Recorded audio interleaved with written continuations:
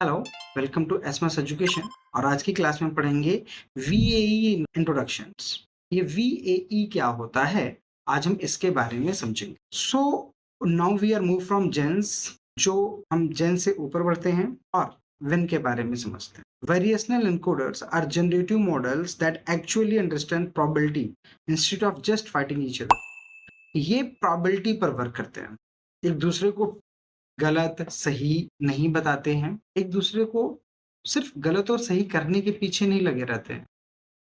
ये प्रोबेबिलिटी पर काम करते हैं। इनकी प्रोबेबिलिटी कितनी है, कैसे वर्क करते हैं, क्या सही हो सकता है या क्या सही है, इस पर एक्चुअल रिजल्ट निकालते हैं। What is वीएई?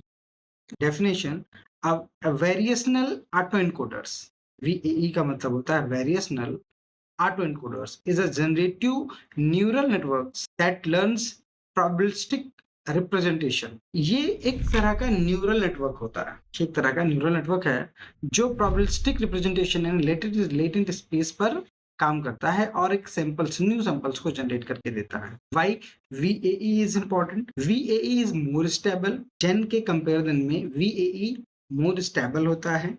VAE mathematically structured, ये मैथमेटिकली स्ट्रक्चर्ड होते हैं। And VAE learn smooth latent space, ये स्मूथ लेटेंट स्पेस से लर्न करते हैं। But yes, output is usually a bit blur. Output थोड़ा सा ब्लर अभी भी होता है। बेसिक आइडिया VAE करते हैं, एक VAE का बेसिक आइडिया लेते हैं। VAE compress data into probabilistic latent space. ये डेटा को प्रोबेबिलिटी लेटेंट स्पेस में कंप्रेस करता है instead of one fix factor. ये ऑटो एनकोडर्स के जैसे वन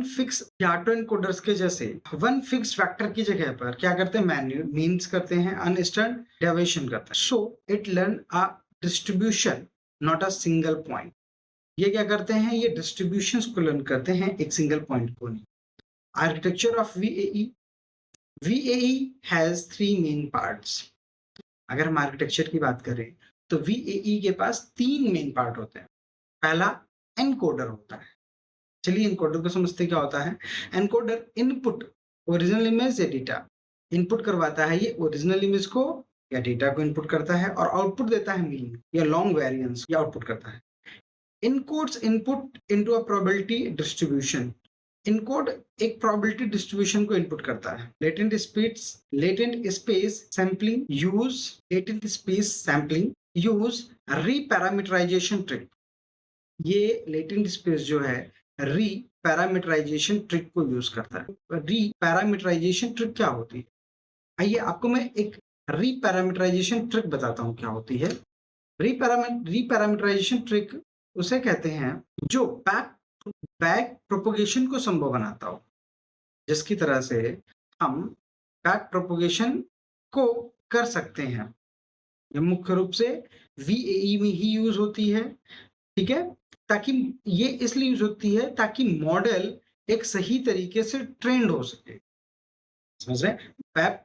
बैक प्रोपोगेशन का काम होता है मॉडल को ट्रेन करना, और इस ट्रिक की सहायता से हम मॉडल को सही तरीके से ट्रेन कर सकते हैं, ठीक है। इसका एक फॉर्मूला होता है Z बराबर mu प्लस सिग्मा गुणा एप्सिलॉन।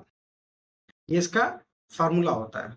अगर इसको हम सही से समझें, जहां पर ये हमारा लिखा हुआ, ये फार्मूला ये हमारा लिखा हुआ है, इस फार्मूला को सही से, तो लेटेंट वेक्टर जो z बराबर होता है ये mu plus standard division sigma गुणा रैंडम नॉइज होता है। रैंडम नॉइज एप्सिलॉन होता है। अगर हर एक वर्डों को हम समझे, जहां पर z क्या होता है, लेटेंट वेक्टर है, mu क्या है, औसत है, सिग्मा क्या होता है, x स्टैंडर्ड डिवीजन होता है, एंड एप्सिलॉन क्या होता है, रैंडम नॉइज होती है, ठीक है। अगला था डिकोडर। अगला था हमारे पास डिकोडर। सैम्पलेट लेटेंट वेक्टर होता है, इसका आउटपुट रिस्ट्रक्चर्ड इमेज मिल जाती है। अगर इससे की आइडिया की बात करें, probabilistic learning instead of memorizing data, वेन्स लॉ distribution of data, so it can generate new similar sample. एक न्यू सिमिलर सैंपल्स को जनरेट करने का काम करता है। Latent space in VAE, latent space in VAE continuous, smooth and well structured होते हैं। दिस मीन्स मूविंग का latent space, gradual change in output. Example digit 3 slowly becomes 8. Phase changes gradually. Losses function, VAE uses two losses. पहला होता है reconstructions loss, ये major करता है how well output match point. KL divergence loss, ये क्या major करता है how close learn diversion is the normal distributions. अब अगर हम जो है इसमें समझना चाहें when versus ऑटो एनकोडर्स में, तो लेटेंट स्पेस ऑटो एनकोडर्स में फिक्स वेक्टर होते हैं, VAE में प्रोबेबिलिटी डिस्ट्रीब्यूशन होता है, आउटपुट डिटरमिनिस्टिक होते हैं। ये कुछ आउटपुट जनरेशन लेटेंट स्पेस में हमें अंतर समझाए गए हैं जिनकी हेल्प से हम अंतर समझ सकते हैं। तो आज की क्लास में इतना ही रखते हैं। Thank you so much.